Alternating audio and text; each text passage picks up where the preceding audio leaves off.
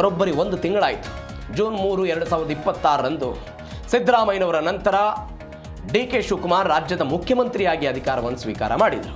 ಅಧಿಕಾರ ಸ್ವೀಕಾರ ಮಾಡಿದ ಮೊದಲ ಸಚಿವ ಸಂಪುಟದಲ್ಲೇ ಕೆಲವೊಂದಿಷ್ಟು ಗಟ್ಟಿಯಾದಂಥ ನಿರ್ಧಾರಗಳನ್ನು ತೆಗೆದುಕೊಂಡಿದ್ರು. ಆ ಗಟ್ಟಿಯಾದ ನಿರ್ಧಾರಗಳಿಂದ ಇಲ್ಲಿಯ ತನಕ ಈ ನೋಡಿ, ಯಾರೇ ಅಧಿಕಾರ ಬಂದಾಗಲೂ ಕೂಡ ಮುಂದಿನ 6 ತಿಂಗಳು ಅದೊಂದು ಹನಿಮೂನ್ ಪೀರಿಯಡ್ ಅಂತ ಕರೀತಾರೆ. ಅದನ್ನು ಹನಿಮೂನ್ ಪೀರಿಯಡ್ ಅಂತ ಇರುತ್ತೆ, ಹೆಂಗೋ ನಡೀತಾ ಇರುತ್ತೆ ಅಂತ. ಅದಾದ ನಂತರ ಅಸಲಿ ಆಟ ಶುರುವಾಗುತ್ತೆ ಅಂತೆಲ್ಲ ಒಂದು ವಿಶ್ಲೇಷಣೆ ಮಾಡಲಾಗುತ್ತೆ.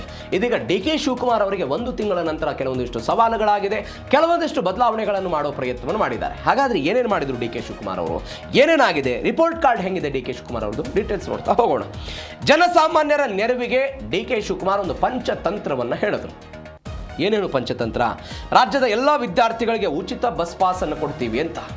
ಅಂದರೆ ಉಚಿತವಾಗಿ ಓಡಾಡೋದಕ್ಕೆ ಮಹಿಳೆಯರಿಗೆ ಅವಕಾಶ ಇತ್ತು, ವಿದ್ಯಾರ್ಥಿಗಳಿಗೆ ಬಸ್ ಪಾಸ್ ಕೊಡ್ತೀವಿ ಅಂತ. ಯಾರ್ಯಾರು ಇಷ್ಟು ದಿನಗಳ ಕಾಲ ಹಣ ಕೊಟ್ಟಿದ್ರು ಅದನ್ನು ರಿಫಂಡ್ ಮಾಡು ಕೂಡ ಕೊಡ್ತೀವಿ ಅಂತೆಲ್ಲ ಹೇಳಿದ್ರು. ಉಚಿತ ಬಸ್ ಪಾಸ್ ಕೊಟ್ಟರು.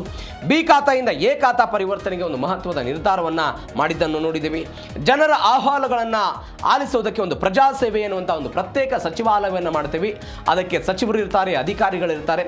ಜನರ ಸಮಸ್ಯೆಗಳೇನಿರುತ್ತೆ, ಈಗ ಸಹಜವಾಗಿ ಜನರು ತಮ್ಮ ಸಮಸ್ಯೆಗಳನ್ನು ತೆಗೆದುಕೊಂಡು ಹೋಗಿ ಸಚಿವರನ್ನು ಭೇಟಿ ಮಾಡ್ತಾರೆ. ಅದಾದ ನಂತರ ಮುಖ್ಯಮಂತ್ರಿಗಳನ್ನು ಭೇಟಿ ಮಾಡೋ ಪ್ರಯತ್ನವನ್ನು ಮಾಡ್ತಾರೆ. ಆ ಕಡತಗಳ ಆಮೇಲೆ ಎಲ್ಲಿ ಹೋಗುತ್ತೆ ಅನ್ನೋದು ಗೊತ್ತಿರಲ್ಲ. ಆ ಅಹವಾಲುಗಳನ್ನು ಬಗೆಹರಿಸಬೇಕಲ್ಲ, ಜನರ ಸಮಸ್ಯೆಗೆ ಸ್ಪಂದನೆ ಸಿಗಬೇಕಲ್ಲ. ಅದಕ್ಕಾಗಿಯೇ ಒಂದು ಪ್ರಜಾಸೇವೆ ಎನ್ನುವಂಥ ಒಂದು ಪ್ರತ್ಯೇಕ ಸಚಿವಾಲಯ ಮಾಡ್ತೀವಿ ಅಂತ ಹೇಳಿದ್ದಾರೆ. ವಸತಿ ಕಟ್ಟಡಗಳ ವಿದ್ಯುತ್ ಸಂಪರ್ಕಕ್ಕೆ OC ವಿನಾಯಿತಿಯನ್ನು ಕೊಟ್ಟಿದ್ದನ್ನು ನಾವೆಲ್ಲ ನೋಡಿದ್ದೀವಿ.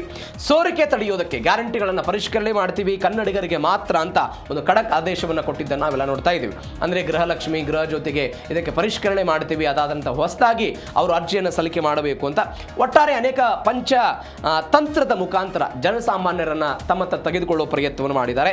ಇದು DK ಶಿವಕುಮಾರ್ ಅವರ ಮೊದಲ ನಿರ್ಧಾರ. ಎರಡನೇ ಬೆಳವಣಿಗೆ ಏನು ಅಂತ ಹೇಳಿದ್ರೆ, ಉದ್ಯೋಗ ಕ್ರಾಂತಿ ಮತ್ತು ಬ್ರ್ಯಾಂಡ್ ಬೆಂಗಳೂರು ಸಂಕಲ್ಪ ಇದೆ.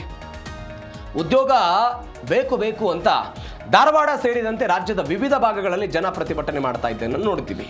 ಸಿದ್ದರಾಮಯ್ಯನವರು ಮುಖ್ಯಮಂತ್ರಿ ಆಗಿದ್ದಂತಹ ಸಮಯದಲ್ಲೂ ಕೂಡ ಅವರು ಹೇಳಿದರು, ನಮಗೆ ಉದ್ಯೋಗ ಸೃಷ್ಟಿ ಆಗಬೇಕು, ಜನರಿಗೆ, ಯುವಕರಿಗೆ ಉದ್ಯೋಗ ಸಿಗಬೇಕು. ಇಲ್ಲಿಯ ತನಕವೂ ಕೂಡ ಕಾಲ್ಫಾರ್ಮ್ ಆಗಿಲ್ಲ. ಅದು ಶಿಕ್ಷಕರಾಗಿರ್ಬೋದು, FDA, SDA ಆಗಿರ್ಬೋದು, ಪೊಲೀಸ್ ಕಾನ್ಸ್ಟೇಬಲ್ ಆಗಿರ್ಬೋದು, PSI ನೇಮಕಾತಿ ಆಗಿರ್ಬೋದು, ಅತಿಥಿ ಶಿಕ್ಷಕರ ನೇಮಕಾತಿ ಎಲ್ಲವೂ ಕೂಡ ಹಾಗೆ ಉಳಿದಿತ್ತು. DK ಶಿವಕುಮಾರ್ ಅವರು ಇದೀಗ 72,000 ಹುದ್ದೆಗಳ ನೇಮಕಾತಿಗಳಿಗೆ ಒಂದು 6 ತಿಂಗಳ ಗಡುವು ಕೊಟ್ಟಿದ್ದಾರೆ. 6 ತಿಂಗಳಲ್ಲಿ 72,000 ಹುದ್ದೆ ಭರ್ತಿ ಆಗಬೇಕು ಅಂತ. ಅದು ಕಲ್ಯಾಣ ಕರ್ನಾಟಕ ವೃಂದ ಆಗಿರ್ಬೋದು ಮತ್ತು ಇನ್ನುಳಿದಂಥ ಎಲ್ಲ ವೃಂದಗಳು ಸೇರಿದಂತೆ ಒಂದು 72,000 ಹುದ್ದೆ. ಬೆಂಗಳೂರಿನ ರಸ್ತೆಗಳ ಗುಂಡಿಗಳನ್ನು ಮುಚ್ಚೋದಕ್ಕೆ 2,000 ಕೋಟಿ ರೂಪಾಯಿ ಯೋಜನೆಯನ್ನು ಮಾಡಿದ್ದಾರೆ. ಖಾಸಗಿ ವಲಯದ ಉದ್ಯೋಗಿಗಳಿಗಾಗಿ ಒಂದು ಪ್ರತ್ಯೇಕ ಉದ್ಯೋಗ ವಿನಿಮಯ ಕೇಂದ್ರವನ್ನು, ಈ ಉದ್ಯೋಗ ವಿನಿಮಯ ಕೇಂದ್ರ ಅಂತ ಹೇಳಿದ್ರೆ ಒಂದು ಮೀಡಿಯೇಟರ್ ಆಗಿ ಕೆಲಸವನ್ನು ಮಾಡುತ್ತೆ. ಅವರಿಗೆ ಯಾವ ಥರನಾದಂಥ ರಿಕ್ವೈರ್ಮೆಂಟ್ ಇದೆ ಅಂತ ಸರ್ಕಾರ ಪತ್ತೆ ಹಚ್ಚುತ್ತೆ. ಅದಕ್ಕೆ ಸೂಟೇಬಲ್ ಆಗುವಂತಹ ಕ್ಯಾಂಡಿಡೇಟ್ಗಳನ್ನು ಆ ಕಂಪನಿಗೆ ಕಳಿಸುವ ಪ್ರಯತ್ನವನ್ನು ಒಂದು ರೀತಿಯಾಗಿ ಮೀಡಿಯೇಟರ್ ಆಗಿ ಈ ಉದ್ಯೋಗ ವಿನಿಮಯ ಕೇಂದ್ರ ಕೆಲಸ ಮಾಡುತ್ತೆ. ಅದನ್ನು ಕೂಡ ಮೊದಲ ಸಚಿವ ಸಂಪುಟದಲ್ಲಿ ನಿರ್ಧಾರ ತೆಗೆದುಕೊಂಡರು. ಹೆಬ್ಬಾಳ ಬಳಿಯ ಸುರಂಗ ರಸ್ತೆ ನಿರ್ಮಾಣಕ್ಕೆ ಶಂಕುಸ್ಥಾಪನೆ ಮುಖಾಂತರ ಒಂದು ಟ್ರಾಫಿಕ್ಗೆ ಬ್ರೇಕ್ ಹಾಕಿದ್ದಾರೆ. ಮತ್ತೊಂದು ಕಡೆ ಇತ್ತೀಚೆಗೆ BDA ವತಿಯಿಂದ ಒಂದು 15 ಲಕ್ಷ ಸಸಿ ನೆಡುವಂತಹ ಕಾರ್ಯಕ್ರಮ ಆಯ್ತಲ್ಲ, ಆ 15 ಲಕ್ಷ ಸಸಿ ನೆಡುವಂತಹ ಮುಖಾಂತರ ಒಂದು ಗಿನ್ನಿಸ್ ರೆಕಾರ್ಡ್ ಅನ್ನು ಕೂಡ ಆ ಮುಖಾಂತರ ಮಾಡಿದ್ದಾರೆ. ಒಂದು ಬ್ರ್ಯಾಂಡ್ ಬೆಂಗಳೂರು ಕನಸಿತ್ತು. ಅವರು ಹಿಂದೆ ನಗರಾಭಿವೃದ್ಧಿ ಸಚಿವರಾಗಿದ್ದರು ಬೆಂಗಳೂರಿನವರು DK ಶಿವಕುಮಾರ್. ಹೀಗಾಗಿ ಬೆಂಗಳೂರನ್ನ ವಿಶ್ವದ ಮಟ್ಟಕ್ಕೆ ತೆಗೆದುಕೊಂಡು ಹೋಗಬೇಕು, ವಿಶ್ವದ ನಗರವನ್ನಾಗಿ ಮಾಡಬೇಕು ಅಂತ ಆ ಪ್ರಯತ್ನವನ್ನು ಪಡ್ತಾ ಇದ್ದಾರೆ. ಅಂದರೆ ಉದ್ಯೋಗ ಸೃಷ್ಟಿಯ ವಿಚಾರದಲ್ಲೂ ಕೂಡ ಒಂದು ದೊಡ್ಡ ಮಟ್ಟದ ನಿರ್ಧಾರವನ್ನು ತೆಗೆದುಕೊಳ್ಳುವ ಪ್ರಯತ್ನ ಆಗ್ತಾ ಇದೆ. 72,000 ಹುದ್ದೆಗಳ ನೇಮಕಾತಿ ಆಗುತ್ತೆ. ಮತ್ತೊಂದು, ನೀರಾವರಿ ಹಿತ ಮತ್ತು ರೈತರಿಗೆ ಭರವಸೆಯನ್ನು ಕೊಟ್ಟಿದ್ದಾರೆ. ತುಂಗಭದ್ರಾ ಗೇಟ್ ದುರಸ್ತಿ, ನಮ್ಮದು ಈ ತುಂಗಭದ್ರಾ ಜಲಾಶಯದ ಗೇಟ್ಗಳೆಲ್ಲ ದುರಸ್ತಿ ಆಗಿದ್ದನ್ನು ನಾವು ನೋಡಿದ್ದೀವಿ. 2025ರಿಂದ ಅಂಥದ್ದೆಲ್ಲ ಸಮಸ್ಯೆ ಆಗಿತ್ತು. ಆ ಸಮಸ್ಯೆಗೆ ಇದಕ್ಕೆ ಪರಿಹಾರವಾಗಿ ಆಂಧ್ರ, ತೆಲಂಗಾಣ ಮತ್ತು ಕರ್ನಾಟಕದ CMಗಳು ಅದನ್ನೆಲ್ಲ ಉದ್ಘಾಟನೆ ಮಾಡಿದ್ದನ್ನು ನೋಡಿ ಒಗ್ಗೂಡಿಸಿದ್ದಾರೆ.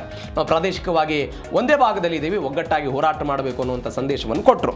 ಎರಡನೇದು, ಮೇಕೆದಾಟು ಯೋಜನೆ ಅನುಷ್ಠಾನಕ್ಕಾಗಿ ಮಣ್ಣು ಪರೀಕ್ಷೆ ಮತ್ತು ಸಮೀಕ್ಷೆಗೂ ಕೂಡ ಎಲ್ಲ ಅನುಮತಿ ಕೊಟ್ಟಿದ್ದನ್ನು ನಾವೆಲ್ಲ ನೋಡ್ತಾ ಇದ್ದೀವಿ. ಮತ್ತೊಂದು ಕಡೆ ರೈತರಿಗೆ ಸಕಾಲದಲ್ಲಿ ಬಿತ್ತನೆ ಬೀಜ, ಗೊಬ್ಬರ ಪೂರೈಕೆಗೆ ಅಧಿಕಾರಿಗಳಿಗೆ ಒಂದು ಕಟ್ಟುನಿಟ್ಟಿನ ಸೂಚನೆ ಕೊಟ್ಟರು. ಸಚಿವರುಗಳೆಲ್ಲ ಬೆಂಗಳೂರಲ್ಲಿರಬಾರ್ದು, ಶಾಸಕರು ಬೆಂಗಳೂರಲ್ಲಿರಬಾರ್ದು, ಕ್ಷೇತ್ರಗಳಿಗೆ ಹೋಗಬೇಕು ಅಂತ. ಹಾಸನದ IIT ಭೂ ಸ್ವಾಧೀನದ ರೈತರಿಗೆ 2013ರ ಕಾಯ್ದೆಯಡಿ ಪರಿಹಾರದ ಭರವಸೆಯನ್ನು ಕೊಟ್ಟಿದ್ದಾರೆ. ಮಾವು ಬೆಳೆಗಾರರಿಗೆ ಪ್ರೋತ್ಸಾಹಧನವನ್ನು ಮುಂದುವರಿಸುವುದಕ್ಕೆ ಕ್ಯಾಬಿನೆಟ್ ನಿರ್ಧಾರವನ್ನು ತೆಗೆದುಕೊಂಡಿದೆ. ಅಂದರೆ ಈ ಬಾರಿ ಮಾವು ವಿಪರೀತವಾಗಿ ಬೆಳೆ ಆಗಿತ್ತು, ಮಾವು ಬೆಳೆಗಾರರಿಗೆ ದರ ಸಿಕ್ಕಿರಲಿಲ್ಲ. ಹೀಗಾಗಿ ಅದನ್ನು ಹೆಚ್ಚಳ ಮಾಡೋದಕ್ಕೆ ಒಂದು ಪ್ರೋತ್ಸಾಹಧನವನ್ನು ಕೊಡೋದಕ್ಕೆ DK ಶಿವಕುಮಾರ್ ಇಂಥದ್ದೊಂದು ಪ್ರಯತ್ನವನ್ನು ಪಟ್ಟು ಕ್ಯಾಬಿನೆಟ್ನಲ್ಲಿ ನಿರ್ಧಾರವನ್ನು ಮಾಡಿರೋದು. ಇದು DK ಶಿವಕುಮಾರ್ ಅವರು ನೀರಾವರಿ ಮತ್ತು ರೈತರ ವಿಚಾರಕ್ಕೆ ಸಂಬಂಧಪಟ್ಟಂತೆ ತೆಗೆದುಕೊಂಡಂತಹ ನಿರ್ಧಾರಗಳು. ಮತ್ತೊಂದು ಕಡೆ ಆಡಳಿತ ವಿಚಾರದಲ್ಲಿ ಹೆಂಗಿದೆ? ಆಡಳಿತ ವಿಚಾರದಲ್ಲಿ ಹೆಂಗಿದೆ ಅನ್ನೋದು ನೋಡ್ತಾ ಹೋಗೋದಾದರೆ ಒಂದು ಶಿಸ್ತಿನ ಆಡಳಿತವನ್ನು ಕೊಡಬೇಕು ಅಂತ ಡಿ ಕೆ ಶಿವಕುಮಾರ್ ಯಾವಾಗಲೂ ಹೇಳ್ತಾ ಇರ್ತಾರೆ. ಶಿಸ್ತಿನ ಆಡಳಿತ ಕೊಡಬೇಕು, ನಶೆ ಮುಕ್ತ ರಾಜ್ಯ ಮಾಡಬೇಕು ಅಂತ. ಸರ್ಕಾರಿ ಕಚೇರಿಗಳಲ್ಲಿ GPS ಆಧಾರಿತ ಹಾಜರಾತಿ ಕಡ್ಡಾಯ ಮಾಡಿದ್ರು. ಸರ್ಕಾರಿ ಅಧಿಕಾರಿಗಳು 10 ಗಂಟೆಯ ಒಳಗಾಗಿ ಕಡ್ಡಾಯವಾಗಿ ಕಚೇರಿಗೆ ಬರಬೇಕು ಅಂತೆಲ್ಲ ಸೂಚನೆ ಕೊಟ್ಟರು. 2028ರ ವೇಳೆಗೆ ನಶೆ ಮುಕ್ತ ಕರ್ನಾಟಕ ನಿರ್ಮಾಣ ಮಾಡ್ತೀವಿ. ಅಂದರೆ ಈ ಮಸಾಲೆ ಮತ್ತು ಗುಟ್ಕಾ ಯಾವುದು ಕೂಡ ಸೇರ್ಪಡೆ ಆಗಬಾರ್ದು, ನಶೆ ಮುಕ್ತ ಕರ್ನಾಟಕ, ಅದರ ವಿರುದ್ಧವೂ ಕೂಡ ಅವರೆಲ್ಲ ಮಾತನಾಡಿದ್ದನ್ನು ನೋಡಿದ್ದೀವಿ. ಮೀಟರ್ ಬಡ್ಡಿ ದಂಧೆ ಮತ್ತು ರೌಡಿಗಳ ನಿಗ್ರಹಕ್ಕೆ ಜಿಲ್ಲೆಗೊಂದು ವಿಶೇಷ ಪಡೆಯನ್ನು ಮಾಡಿಕೊಂಡಿದ್ದಾರೆ. ಭ್ರಷ್ಟಾಚಾರದ ವಿರುದ್ಧ ದೂರು ಕೊಡೋದಕ್ಕೆ ಒಂದು ಪ್ರತ್ಯೇಕ ಸಹಾಯವಾಣಿಯನ್ನು ಮಾಡ್ಕೊಂಡು, ಅಂದರೆ ಅವರ ಆಡಳಿತದ ಚುಕ್ಕಾಣಿ ಹೆಂಗಿದೆ ಅಂತ ನೋಡ್ತಾ ಇದ್ದೀವಿ. ಅವರು ರೌಡಿಗಳ ವಿರುದ್ಧ, ಮೀಟರ್ ಬಡ್ಡಿ ದಂಧೆಯ ವಿರುದ್ಧ, ಅದಾದ ನಂತರ ಅಧಿಕಾರಿಗಳ ಕ್ರಮಗಳ ವಿರುದ್ಧ, ಎಲ್ಲದರ ವಿರುದ್ಧವೂ, ಅಂದರೆ ಅದರ ವಿರುದ್ಧ ಒಂದು ಕೆಲಸವನ್ನು ಮಾಡಿಕೊಂಡು ಅದನ್ನು ತಹಬದಿಗೆ ತೆಗೆದುಕೊಳ್ಳೋ ಪ್ರಯತ್ನ. CSR ನೀತಿ ಮುಖಾಂತರ ಕಾರ್ಪೊರೇಟ್ ಹಣ ಏನು ಬರುತ್ತೆ ಆ ಹಣವನ್ನು ಅಭಿವೃದ್ಧಿಗೆ ಬಳಸಿಕೊಳ್ಳೋದಕ್ಕೆ ಒಂದು ಪ್ಲಾನ್ ಮಾಡ್ತಾ ಇದ್ದಾರೆ. ಇದು ಡಿ ಕೆ ಶಿವಕುಮಾರ್ ಅವರ ಆಡಳಿತದ ಗುರಿಯಾದರೆ, ಡಿ ಕೆ ಶಿವಕುಮಾರ್ ಮುಂದಿರುವಂಥ ಸವಾಲುಗಳೇನು? ಡಿ ಕೆ ಶಿವಕುಮಾರ್ ಅವರು 1 ತಿಂಗಳಾಯಿತು ಮುಖ್ಯಮಂತ್ರಿಯಾಗಿ. ಹಾಗಾದರೆ ಸವಾಲುಗಳೇನಿದೆ? ಸವಾಲುಗಳ ಪಟ್ಟಿಯೂ ಕೂಡ ದೊಡ್ಡದಿದೆ ಡಿ ಕೆ ಶಿವಕುಮಾರ್ ಅವರ ಎದುರಿಗೆ. ಏನೇನು? ಬಿಡದಿ ಟೌನ್ಶಿಪ್ ವಿರೋಧ ಇದೆ. ಸ್ವಂತ ಜಿಲ್ಲೆಯ ರೈತರಿಂದ ಚಳುವಳಿ ಆಗ್ತಾ ಇದೆ. ಭೂಸ್ವಾಧೀನ ಆಗಬಾರದು ಅಂತ ಪ್ರತಿಭಟನೆ ಮಾಡ್ತಾ ಇದ್ದಾರೆ. ಕುಮಾರಸ್ವಾಮಿ, ಬಿಜೆಪಿಯವರೆಲ್ಲ ಸೇರಿಕೊಂಡು ದೊಡ್ಡ ಮಟ್ಟದ ಪ್ರತಿಭಟನೆ ಮಾಡ್ತಾ ಇರೋದನ್ನು ನೋಡ್ತಾ ಇದ್ದೀವಿ. HDK ಜೊತೆ ಸಂಘರ್ಷ ಇದೆ. ಅಂದರೆ ರಿಯಲ್ ಎಸ್ಟೇಟ್ ದಂಧೆ ಅಂತ ಕುಮಾರಸ್ವಾಮಿ ಅವರು ಮಾತನಾಡಿರೋದು. ಒಕ್ಕಲಿಗ ನಾಯಕತ್ವಕ್ಕಾಗಿ ಉಭಯ ನಾಯಕರುಗಳ ನಡುವೆ ಪೈಪೋಟಿ ಆಗ್ತಾ ಇದೆ. ಮತ್ತೊಂದು ಕಡೆ ಆಂತರಿಕ ಬಣ ರಾಜಕೀಯ. ಸಿದ್ದರಾಮಯ್ಯನವರ ಬಣ, ಡಿ ಕೆ ಶಿವಕುಮಾರ್ ಅವರ ಬಣ, ಈ ಬಣದ ನಡುವೆ ಏನಾಗುತ್ತೆ ಅನ್ನುವಂಥದ್ದು ದೊಡ್ಡ ಮಟ್ಟದ ಸಚಿವ ಸಂಪುಟದ ಲಾಬಿಗಳೆಲ್ಲ ನಡೀತಾ ಇದೆ. ಹಿರಿಯರು, ಕಿರಿಯರು ಇತ್ಯಾದಿ ಬೆಳವಣಿಗೆ ಇದೆ.